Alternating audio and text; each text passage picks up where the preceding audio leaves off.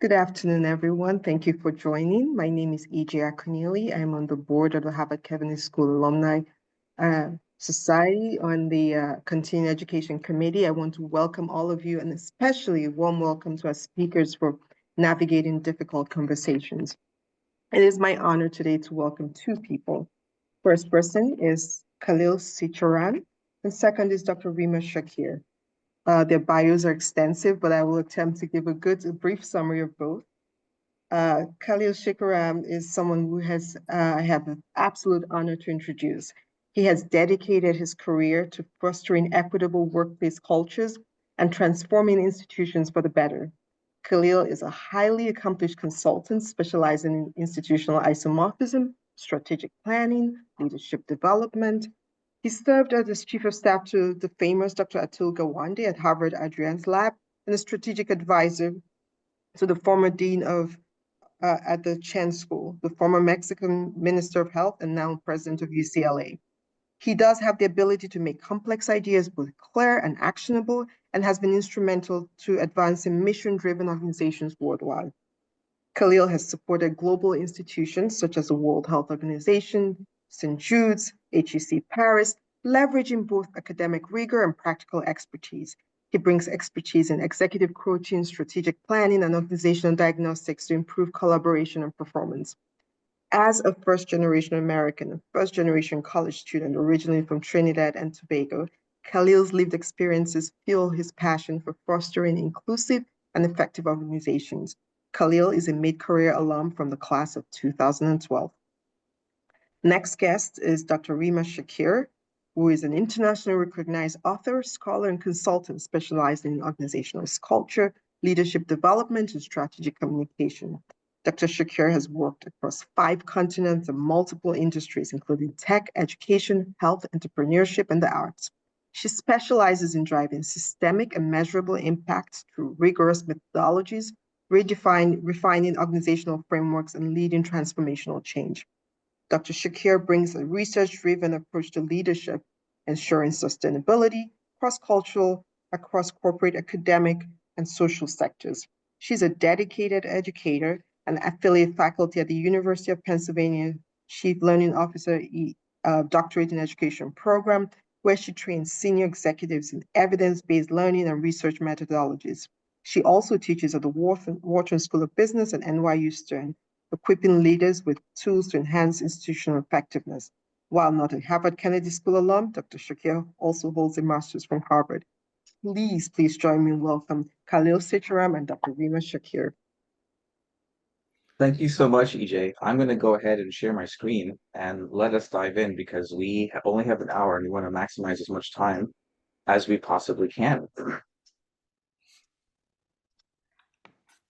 So welcome everyone to Navigating Difficult Conversations and Listening with Compassion. We're delighted to have been invited by the Kennedy School Board to give this talk. I'm going to briefly just go through some process framing, mostly because the time we spend today might be unusual because we do a lot of experiential based work. And so actually, or midway through the time we spend together, we'll ask for 4 volunteers to volunteer and actually do an exercise in front of the entire group, which I will help facilitate.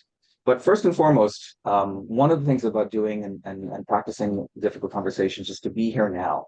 So I recognize this is our lunch break, but if you can, be engaged, stay away from your electronic devices. The idea here is to learn and to be curious while we're together and listen to each other. We're going to ask, especially those 4 who are going to model with us, to talk about their experiences and what will happen as they do an experiential activity around compassionate listening and having difficult conversations. Pay attention to yourself. Notice what you might be thinking of or what is going through your mind, and be open to what that means and exploring what that is. And also, I think using a very honored, timely HKS tradition, let's reflect on the fact that what happens in this conversation should ideally stay within this conversation. We shouldn't share experiences of others' personal activities elsewhere outside. What I will say about our time today is normally this is a 2 hour to 8 hour session. So what we've done is we've truncated this in order to really make sure that we have as much time to go. So what we're going to ask is that you ask your questions in the chat, and then we'll get to them. But we've also built some time towards the end to ask questions. So what you see in green is what we hope to cover today. If we were doing a full session, we would actually do a full everything that's on this list. So I'm just as rapidly as I can go through some content and ask that you please stay off the mic and just let me cover the content, just because we want to get as much for everyone to experience while we have the chance to do so. Okay. And so this is what our and we'll dive in. So here's the thing about difficult conversations. Difficult conversations are hard because we don't do them often enough.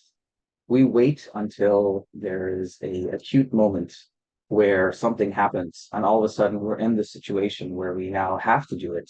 But because we haven't been practicing doing it, we're never really prepared. And if you think about everything you do in your day-to-day life, you would never do that. You would always have built a rigor of skill and understanding to be able to properly manage yourself in these situations. But we don't do it often enough. And as a result of that, we're often unprepared. So what happens when that takes place is we are often in a place of discomfort and fear, right? And that's why we think of it as a difficult conversation. But difficult conversations actually can lead towards action if we do them well. So here's some of the things to factor about difficult conversations. They can happen from employee to manager relationships, manager to employee relationships. They can factor workplace dynamics and team engagements. They can even happen in personal conversations, things that you don't want to have. And today, with the advent of social media, you may put a post and realize that it blows up for the wrong reason. And you have to think about how to navigate having those types of conversations. So what makes difficult conversations hard? This is a rhetorical question because you can drop some of the answers within the chat. But what I will say is, here's some of the most common things that we see. One, it puts us in a space of vulnerability. The issues at stake are important. And we actually think that if we have a difficult conversation, the issues might become more important and more uncomfortable. We may be punished or rejected or attacked or misunderstood by having a difficult conversation. Oftentimes, when you are having a difficult conversation, you really fall into this mode of fight, flight, or freeze. So your first instinct is to be defensive and be like, that's not what happened. Let me tell you what took place. And then have a much more aggressive response. Or, I don't want to have this conversation. I don't want to be here right now. Or you freeze. You're just in a state of paralysis because you're not ready for and not prepared by what's taking place. So when this happens, it's easy to see why having difficult conversations can be hard, right? But also, difficult conversations can be good, right?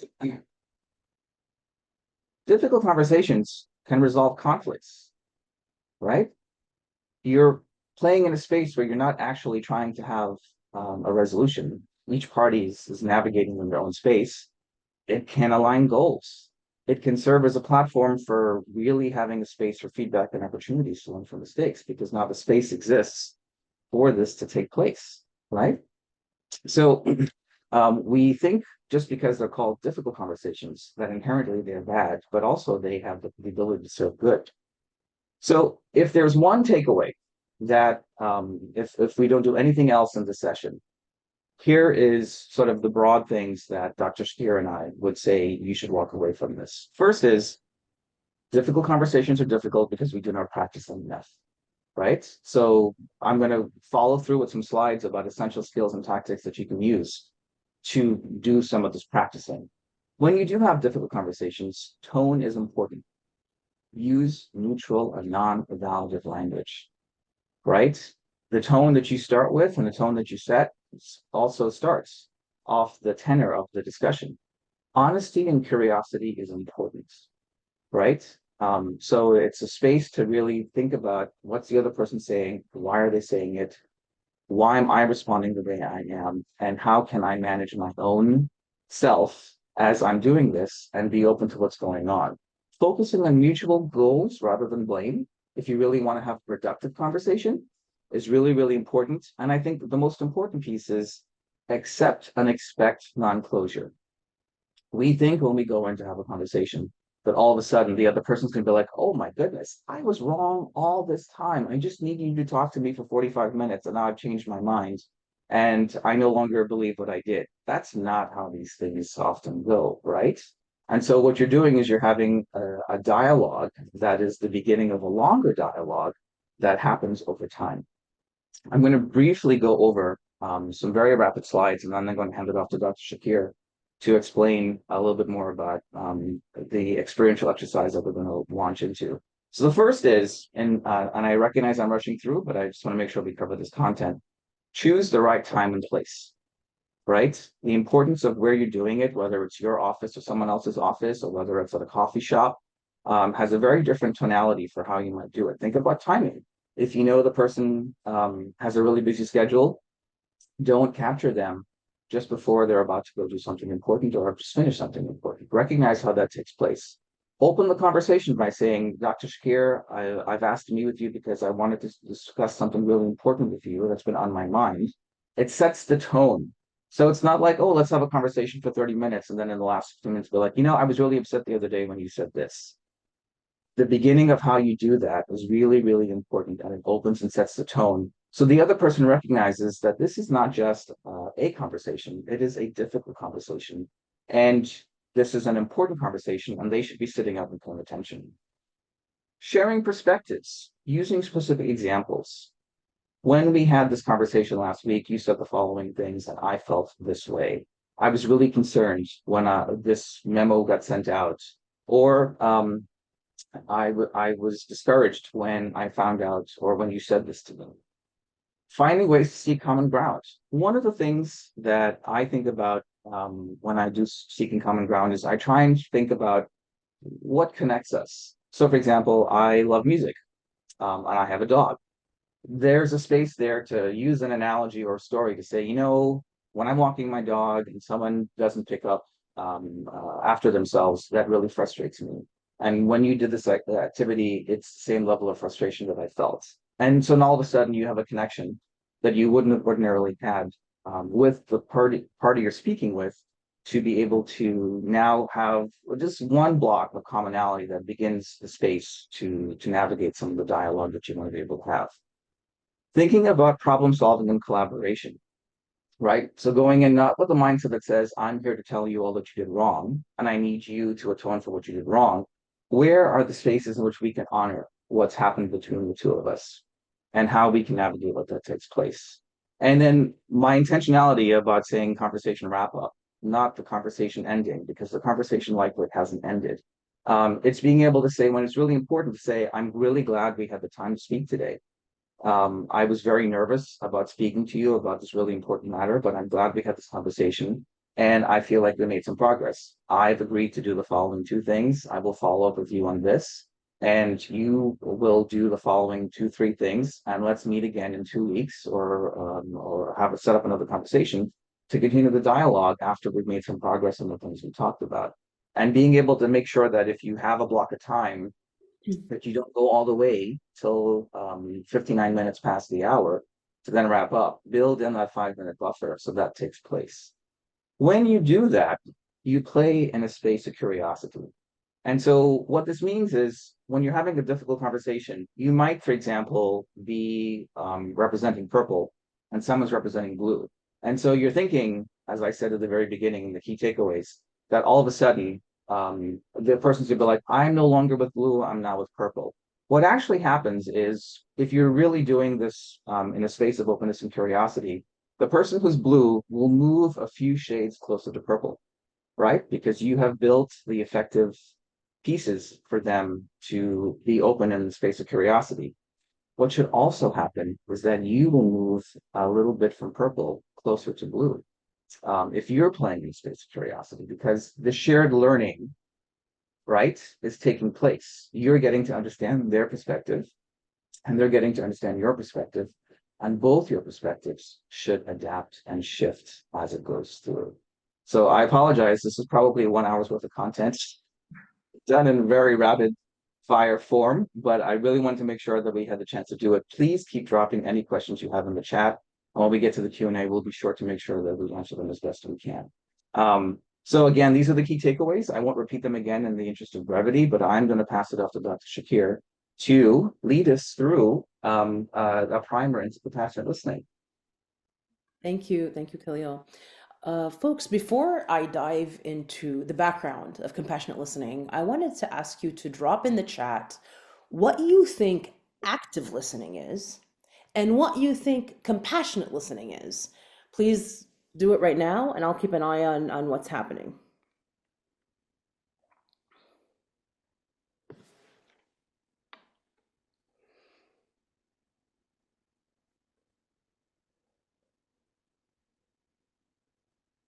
All right, folks, I'm waiting. I see everybody's very eager. All right, active listening is not thinking. Okay, I see it. It's coming through. Compassionate listening, listening with empathy. All right, you're all hitting the things that I want you to hit, because we're gonna circle back to this. Just remember what you're saying here: the empathy, the sympathy, all these things that are coming up, all these wonderful words, because we're gonna circle back after we do the exercise. Now, it's very important for you to know that the origin of compassionate listening exercise it originated in what is called the Compassionate Listening Project, that's based in the West Coast of the United States. It was a project that was developed for conflict resolution and taken actually to conflict regions in order to listen to multiple perspectives that are part of the reality in these areas. But over the years, there was a fine tuning of the tool into what is called now the compassionate listening exercise that we're going to do today. I myself, during my time as the chief operating officer of the Edmund D. Rothschild Foundations, I used to run a program where we brought Muslim and Jewish entrepreneurs, social entrepreneurs, and we practiced this with them. This framework has been used in organizations like Goldman Sachs, JP Morgan, and many others. I think all of us have an idea of what it means to be on the other side. I mean, even within ourselves, we live in paradox. The ability to go back and forth in our own identities that sometimes clash actually within our own selves, this idea of multiple identities that function even amongst our own selves. And I think what this framework does is that it allows you to have that very quick agility of mind to figure out how to learn from each other on the basis of both our own experience and that of others. And as you listen to your inner self, like there's a piece of listening to your inner self in this, as well as to the outer selves that are around you. So Khalil, that's the background. I'm really excited for you to actually do this in practice, because I can talk all I want about this, but when you actually do it, you get the sense of where we're going. So Khalil, if you could take it away, that'd be great. Absolutely. So I'm going to move to the next slide. So we're going to spend about 10 to 15 minutes doing a compassionate listening activity. I would love 4 volunteers. And if you can, raise your hand, because I'm going to ask you to go off mute and actually participate for this activity. What we're going to do is we're going to do an exercise.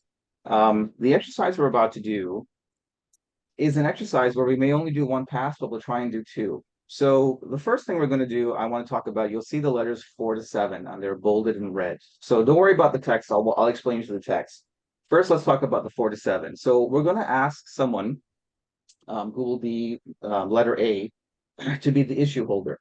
And that person, when we talk about 4 to 7, the idea is to think about an issue that you've been thinking about, either that's been affecting you personally or affecting you professionally, whatever you feel comfortable sharing. But we need it to be a 4 to 7. And what do I mean by that?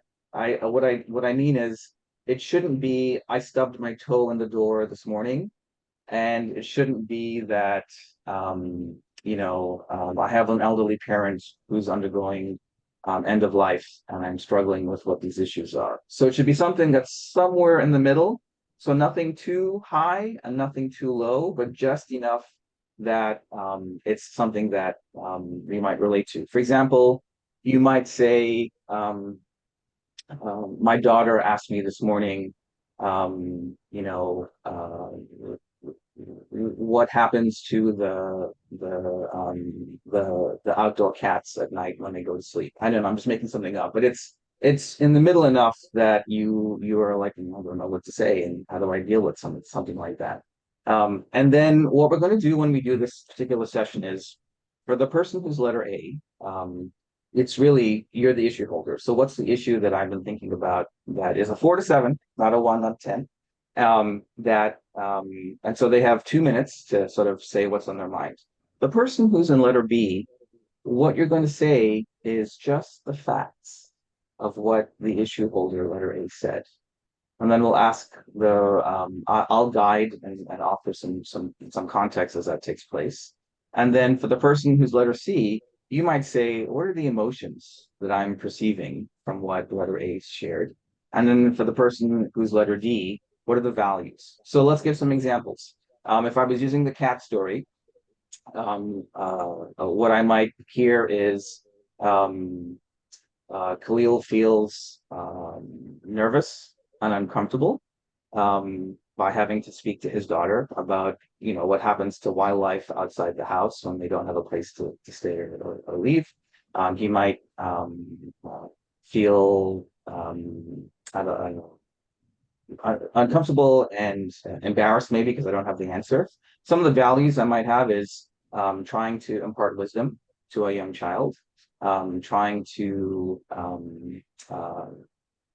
answer questions for an inquisitive person, and maybe trying to help provide the right skills and emotional stability for my daughter to be able to recognize, what it's like being a kid. So recognizing we're doing this very rapidly. What I'm going to do is, of the full volunteers, would anyone like to be letter A? I don't want to just randomly pick someone. Does anyone have an issue that they would like to discuss? I can be the issue holder. Okay, so let's see is letter A. And what I'm going to do is I'm going to ask Lisa to be B, Judith to be C, and Liz to be D. And if we do this well enough, we might have the ability to do another pass where we would rotate and do a different variation. So let's see, I'm going to give you 2 minutes to share something that's been defined, and then we'll ask Lisa to factually respond to what's been said. Lisa, you're in the hot seat. So let's see. Go ahead. Okay. So a 9-year-old is coming and sharing that, she's usually, a good friend, a passive, slightly passive but accommodative girl. And she has 2 other friends who may be slightly more assertive and, communicative. So uh, at one point, she feels that her feelings, her achievements are not appreciated or celebrated by her friends. And she contemplated over it, for almost an year and she, like, in multiple occasions, she felt that when she is celebrating her friends and listening to them, with intention, her thoughts are not received or celebrated. Her achievements are not celebrated by her friends. So after a year of contemplation, she decides to shut down. She has shut down. So the other friends do not know what's going on, and they are like, oh, what's happening? This is my friend who has always been this upbeat, friendly, nice, accommodative, agreeable person. Okay. So this so what should the parent do to kind of help that child who has shut down, because she has a valid reason and her friends are not really understanding what she's going through despite her trying to communicate with them. Right. So I'm going to ask you to pause. So Lisa, just some guidance here. When you are doing the facts, you're not doing the facts from the daughter's perspective. You're doing the facts from Litz's perspective. Okay? All right. Which now you start to understand how uncomfortable and hard this is. Lizzie knows 3 young people. They are friends. One of them has been struggling over the last year about her relationship with the other 2 friends. The mom is I'm assuming it's the mom that's is concerned about the child who's struggling with their friendship with the two other friends. And the mother wants to know how to help the child. I might have abbreviated that too much, trying to filter out the values and the emotions. I have to say, Lisa and Dr. Shakir, please back me up. That is a really, really good first pass. It is. It is. However, you did say concerned, so you were veering into the lane of feelings instead of facts. So Right. So I would, like the plain facts of the story that Litzy just shared, just facts. right. So I would ask you to do it again, Lisa, but think about how to do it in maybe 3 sentences or 4 sentences, which I know is really hard. Okay. Lizzie knows 3 young people who have been friends. Over the last year, one of them has been struggling with her friendships with the other 2. And Lizzie has watched the child shut down and no longer interacting with the 2 friends. And Lizzie is concerned and wants to know how to help her. So I'm Oh, gonna I used the word concern again. that's it. This begins to tell you how hard it is, right? So maybe I might do, in the interest of time, I pass, and I might not get it right, so I'll ask Dr. Shakir to back me up. Litzy is observing 3 friends. The dynamic has shifted between these 3 friends. Litzy is concerned. No, I just use concerned. There you go. Litzy, see, so even someone who practices can find it hard. But I think I got the first 2 sentences right. Litzy would like to help her daughter navigate this dynamic. Just 3 young people, not daughter. Okay, so let's just say 3 young people. Litzy would like the 3 young people to learn how to navigate this dynamic. And so now you begin to understand, if we were doing this and we had time, we would do this once, twice, 3 times, 4 times. And each time you would get crisper at learning how to do it. And you realize how hard it is. And one of the things, and Dr. Shakir will spend more time talking about this, is that when we are going through these types of things, we don't even realize how much we already impart in ourselves what the other person is saying. So just listening to this dynamic for 5 minutes, right? Yeah. And what's happening is we have parts of our identities that automatically connect with pieces of what Litzy shared. We don't even realize that they are intrinsically now connected. And so we are already morphing what is being said in our own version. And we've left with not the version Litzy started with, right? Because what you had to do is you had to discard all the clutter that Litzy put out there to really go. And I gave you the first sentence, Lisa, because I could have said, you would have been like, oh, well, this is about the girl, and this is about the girl. No, this is about Litzy. Litzy is the issue holder, right? And you know, Khalil, So, the funny thing is that I'm reading in the chat, there's an assumption it's daughter. And even Litzy said, not daughter, just young people. There is also an assumption adding that extra frame that, oh, it's her daughter, right? So, right. yeah.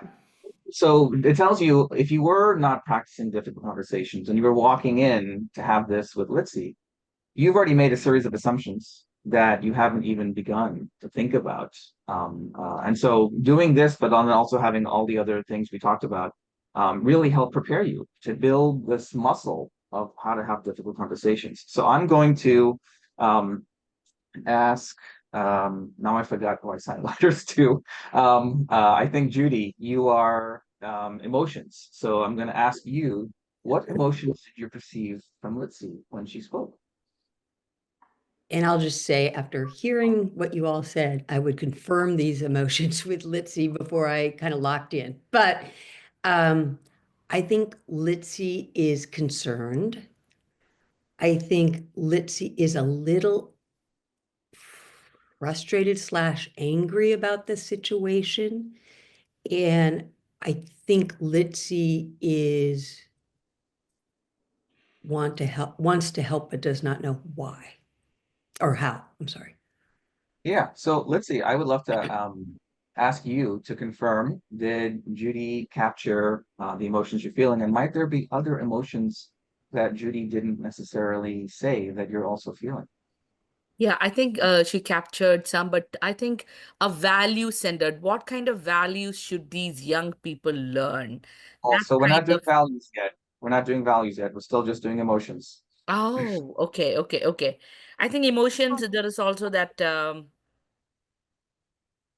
yeah, love for them to, direct them in the right direction. Yeah, I might add one, which is frustration.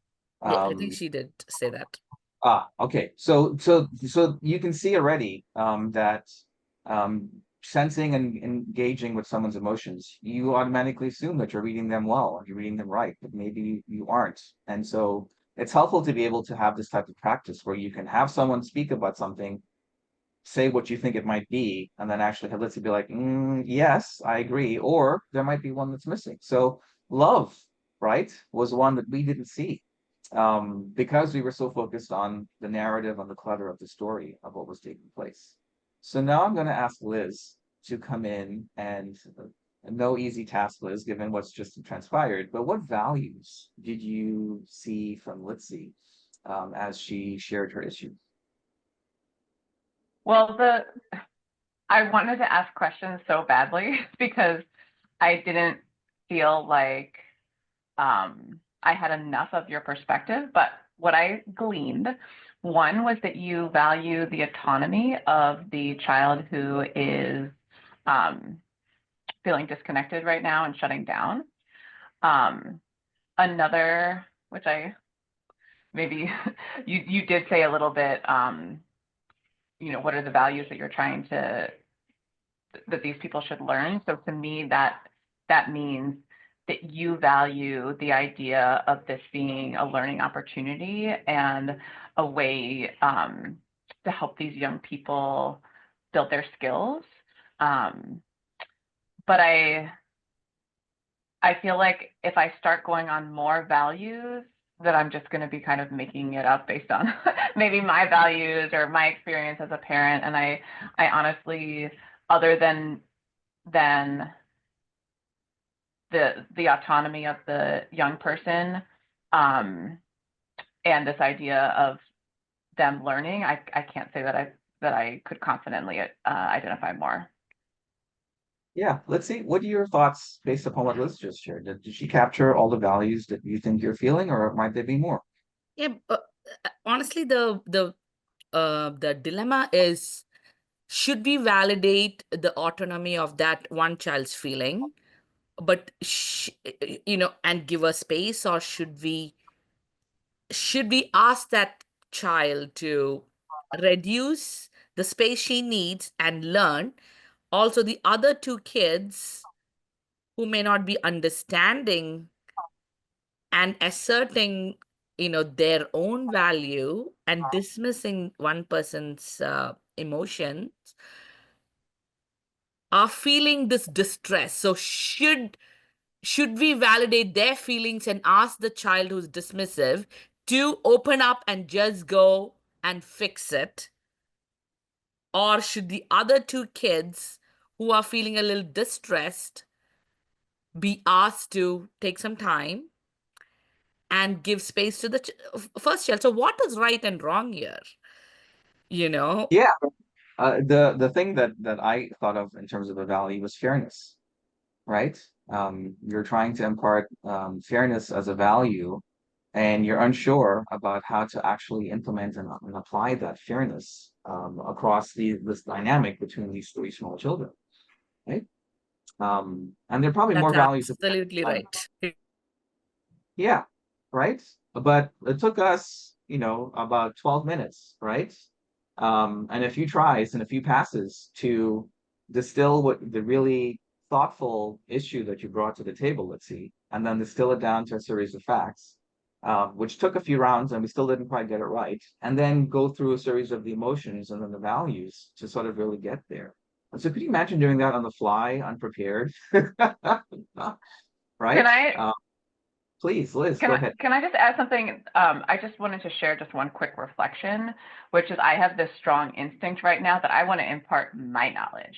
I want to share a little bit about what I know, and I want to be able to say, well, and of course I'm not like I'm saying it in this tone of voice because like it's not necessarily appropriate, but one thing that I really thought of was like, wow, these kids might be in a really different developmental stages. And so that might be something that's in the mix here, because that 9-year-old, the way that you described her sounds very, very different from some 9-year-olds that I know. And so I want to start now talking about, child development and different things that you didn't bring into the mix. And so I just want to share that reflection because I do think there's a place where I could say, hey, I have an observation. Could I share that? But that's, it's so important how to bring that in. So anyway, sorry for adding that, but yeah. Also the philosophies, parenting or family philosophies and the values with which these kids have, grown up with. And, as a value, I feel dilemma is another emotion that we could have added. Dilemma. Yeah, yeah, absolutely. So thank you, Liz, for that reflection. I would also like to offer space for Judy and Lisa to add any reflections. First of all, being in the hot seat, sort of watching this unfold, what are your thoughts about what just took place? And then we'll pass it back to Dr. Shakir to bring us home on some more of the active listening piece. Judith, you want to go first? Go ahead. Having raised a couple of children, I can understand that situation where whether it's my child or not, I'm quite empathetic. I just we're moms or parents and we want to solve the kid's problem and pave the way. So we bring so much emotion to a situation anyway, as with good intentions. And kind of following up on Liz's points, and then we start going on tangents on what's important to us. Mm-hmm. And then maybe then the kids gets overwhelmed with how we may react to the situation. Are we solving their problem or are we adding to their baggage? So a lot goes on in the situation, and how we handle it can really color those kids' experience. Absolutely. And I think the other piece of this, Lisa, is that, you had perhaps the hardest task, which is how do you factually retell what Litzy shared, right? How do you discard all the emotions that you just talked about? Your own experience, your own history, the knowledge that you bring that Litzy's already interconnecting and intertwining with, and let that go, right? To really focus on what Litzy's saying.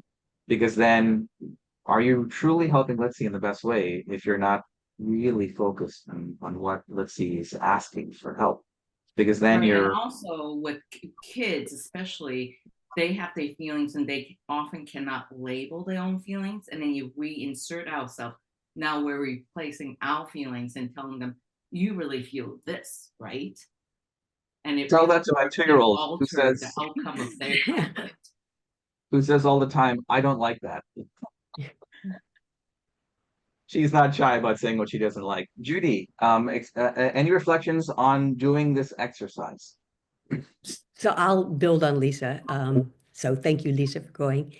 I was sitting here and wasn't sure. So this is a good question for you, Khaleel. The way Litzy told the story, she seemed to have some trigger points. She used words like respect, and there were some things that I'm wondering if she has, if they're in her background. So and I sat there and I wouldn't have, I didn't report on those things, but I wanted to, out of curiosity and hopefully moving the conversation forward, saying, hey, Litzy, are you feeling some of this young person's pain because this has been part of your history? So I don't know how I would have done it. Probably would have waited a little longer to see if it was appropriate, but that's what was twirling around in my mind. So I leave the experts. Yeah, well, thank you. I'm actually just in the interest of time and making sure that we have time to wrap up. I'm going to give Rima 10 minutes. I know that's a short amount of time that we anticipated to get through the next bit of content. So let's just keep us moving along. Thank you for volunteers for first of all being in the spotlight and for allowing everyone to learn from your learning. Thank you. Yeah. So I think each one of you actually hit on different things. The exercise is an exercise in listening, right? In training our brain and how to tap into those different pieces, the different parts of how we're recording information, how we're observing feelings. And let me just say this, that when you're doing this exercise with somebody, the best practice is to always check in. I recorded this information. Is this accurate? I gleaned that you were feeling this. Is this accurate? That the check-ins are very important. So you're not, again, trying to impose something on somebody else. And to Liz's point, our reaction always is to fix, is to jump in with our expertise, with our know-how, our lived experiences, and to fix. And good intentions, as we know, everybody has good intentions, but sometimes that leads to little, places where you really don't want to go in a conversation. You just want to take a beat and force yourself to listen, to really listen, and not for any, just to listen. I started the conversation today by asking you if you can, and Hannah, can you pin me back, please? So I'm pinned back to You did. I think you pin me and Khaleel back. That would be great. I asked all of you, what is your understanding of the word compassion and active listening? And if you see on the chart here, you hit on some of this stuff, right? And that provided me, some of you, when you talked about compassion, empathy was a thing. Empathy came up, and sympathy, which provides me really as a good a segue, because when we say sympathy versus antipathy, and then the middle is actually, so there's sympathy, there's antipathy, and in the middle is empathy. Empathy is all about how we connect with emotions. So antipathy is when you don't like something, where you emotionally react negatively to either the person or what they're saying or whatever else. So that's antipathy. And then when you're in the sympathetic mode, that's the other end of the spectrum, you actually connect positively in a way that you're so close to the person. And sometimes it actually is not helpful. And empathy is in the middle. And empathy is often better. Why? Because you're kind of somewhat a little bit detached, but you're connecting with the person in a way that does not necessarily judge, which sympathy does and antipathy does. It doesn't either negatively or positively judge. So there's a difference here between those three concepts. And empathy is what they teach in medical school to nurses, to medical doctors, and the whole staff in the health environment. They teach you that you won't survive if you sympathize with your patients. It's actually, they tell you to stay away from that. You can't, because there's too much emotion involved. So you have to develop empathy with your patient to keep the balance. But then there's the question, how is this different from compassion, right? And on here, I'm going to take these last 5 minutes to share with you 4 slides, and they're pretty rich as such. And as you see, when we go back to the early parts of our conversation, I asked you what's active listening. So many of you came up with several elements that you'll find here in different ways. And I juxtapose these two so that you have 2 different definitions of what active listening is for 2 different organizations, with references on the lower right. And you can read as well as I can while I'm talking and see that those are not exactly the same. So the definitions of active listening may differ from one group or from one person to another. That's normal human reality. Different definitions for the same words or concepts that we use. But what's important here is not only to recognize that they're different, but that the way in which on the right things are articulated might be a little bit more concise. For example, it's 7 elements, and then on the left you have 10 elements. So it's a little bit more developed on the left hand side. Now, having shown you that, and you'll be able to go back to it and see that the exercise we did overlaps with some of these elements, obviously. My next slide, if you can, Khaleel, if you can go to the next slide, is to show you what people call deep listening or simply listening. On the right, you see it's like deep listening. And then on the left is listening levels. That's Covey. Covey is a scholar of management, very famous in the management field, has also developed the importance of understanding and distinguishing between different levels of listening. So if you start with the left, you start with empathetic listening, that's at the top. You start with ignoring, right? And then it ends in empathy. But if you look at the right, where it says deep listening, the graph that talks about deep listening, you drop down an extra level here, right? After the active listening part, there are 3 levels lower. It has a 6th level, which distinguishes between that which is called spirit. When you listen with spirit. And spirit in this case is synonymous with compassion. Just for all of you to know where I'm coming from. Okay, so basically they distinguish between empathetic and spiritual listening, or listening with spirit, what the compassionate part. And therefore, what is the difference here, right? Because the chart doesn't really tell you. So for me, folks, and based on the scholars I learned with, and that lineage, compassionate listening is when you bring your whole person in relating to the other person that is talking.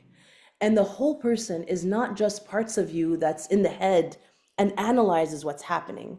So the exercise, in a way, is a bit misleading, because the exercise itself, you practice how to be in chair B, C, and D, and you focus on specific things that require, in fact, your intellect to be actively engaged in distinguishing these things.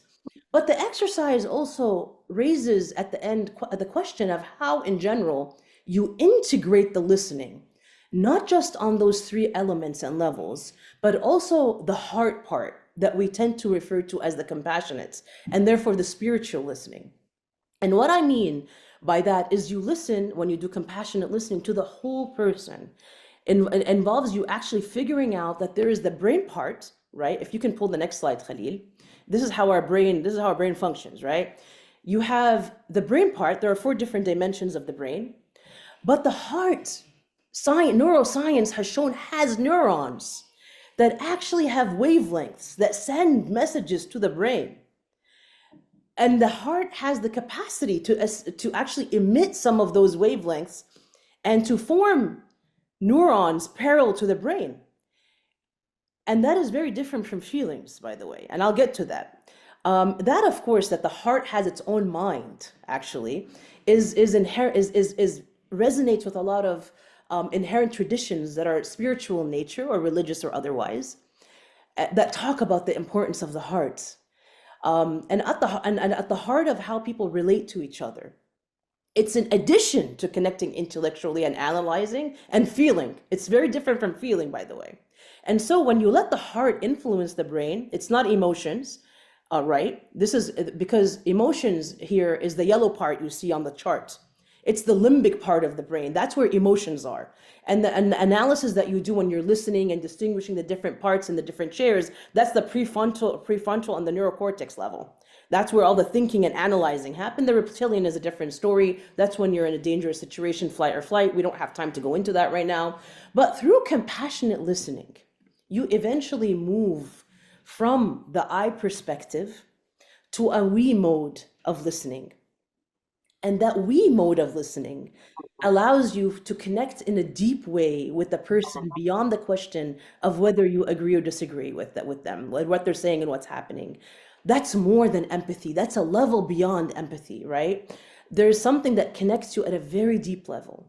And I go back sometimes when I try to explain this to people to an image of you holding a baby in your lap. When language fails, you can't communicate through language.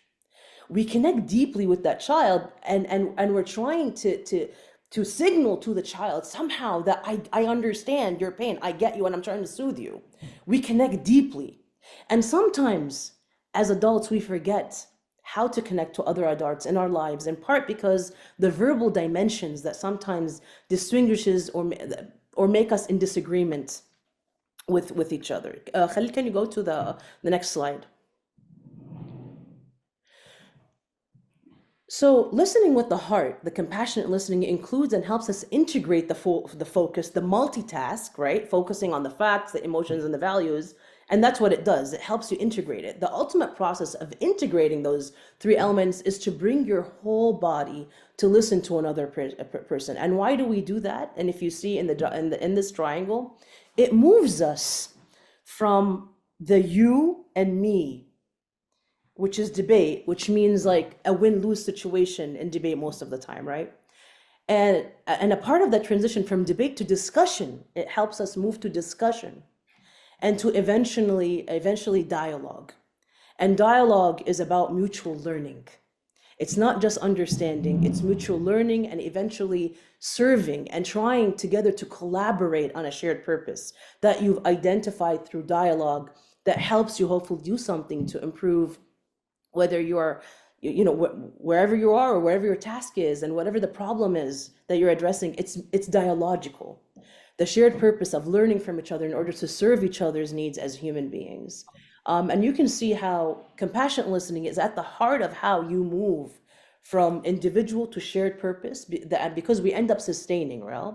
Well, first connecting with each other and then sustaining each other in a deep relationship in an ongoing way. And it takes us to that slide that Khaleel had showed us earlier, where we move a little bit, the needle moves. If Khaleel, you can bring up that slide again, where if I'm at this point and the other person is at this point, how do we move a little bit just to humanize each other, with no judgment? I'm not in there to fix. I'm not in there to do any, I'm just listening.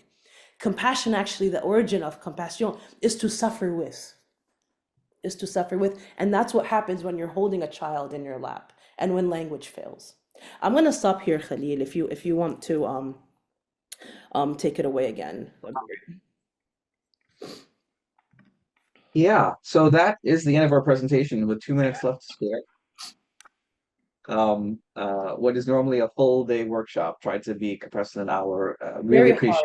Very hard. Like we do this like for a full day with folks. So, but there's been some great questions with in the chat. Rima, I know you were looking at some of them. Do you want to answer maybe one or two before we log off at noon? Yes, I saw that Naisha was asking about making assumptions about emotions. When again, this is an exercise. It's to help us train the different muscles of where I'm listening. Am I listening for facts? Am I listening for emotions? But in the exercise itself, when you're in that companionship with somebody in listening, you're respecting the other person by actually affirming, I heard you say this. Am I correct? I'm sensing that these are the feelings that are coming up. Please tell me, am I correct? That helps you when we're not doing the exercise and when things outside of this world, when things blow up all the time, to actually remember those muscles kick in. If you do it enough, you're like, okay, let me not jump in and try to fix or impose my own lived experience. What am I hearing? What are the facts of this story? What are the actual facts? Okay, how might this person, and you bring that language into your inquiry with the person. It could be somebody let's talk about COVID policies, and we work with each other in an organization. You're for masking, I'm against masking, and then we're like going back and forth about the policy. How do I still move the needle forward? How do I express where I stand on this, but also where the other person feels heard? So I might say something like this and say, it seems, from what I'm hearing, that we both deeply care about the safety of our company, about working in a safe environment. And here's where some folks might feel this, and here's where I stand. Because what happens, and Khaleel said this to us in the beginning, is that people think, and this is where dialogue never moves, is that if I enter somehow in dialogue with you, I'm letting go. I'm like giving in. No. Argument it's like a knot. You unravel. It's an unraveling. It's not that I'm gonna somehow let go of my own values, but there's a way. I mean, even in science, for synthesis to happen, you have two diametrically opposed things for synthesis to even happen, right? It doesn't mean, but we've gotten into this mode of shutting down, canceling people, And it's because we're afraid to like, oh, somehow I'll be perceived. No, you can still move and think of ways to pull those shared threads that Khalil had mentioned to you of how I can create some kind of shared understanding, even though we stand on very different spectrums of the issue. I'm gonna shut up. I talk too much. Okay.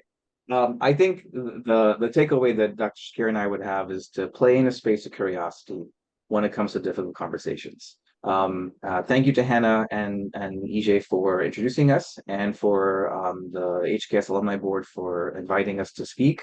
We are happy, as Vicky asked in the chat, to share our slides, which will also have our emails. So you're welcome to reach out to us if you want to have more dialogue about this or have any more conversations. Thank you again for taking time for lunch and allowing us to go over by 1 more minute.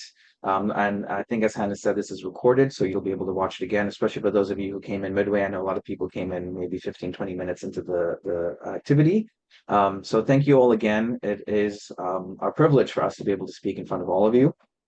And we hope this was a really helpful session. So thank you again. Bye-bye. Thank you so much, folks. Thank you.